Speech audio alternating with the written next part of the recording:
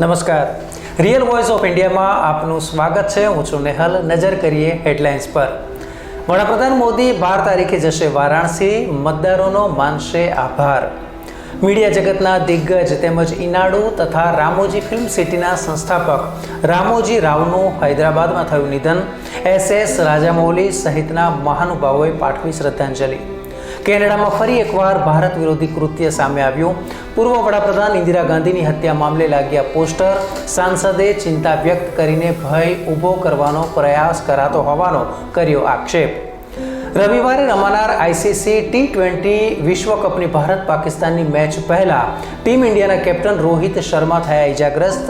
Net practice દરમિયાન ઈજા થતા ક્રિકેટ પ્રેમીઓ ચિંતામાં મુકાયા.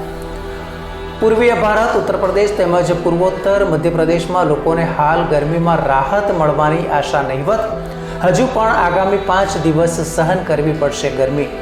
અને દિલ્હીના નરેલામાં આવેલી એક ફેક્ટરીમાં લાગી ભીષણ આગ.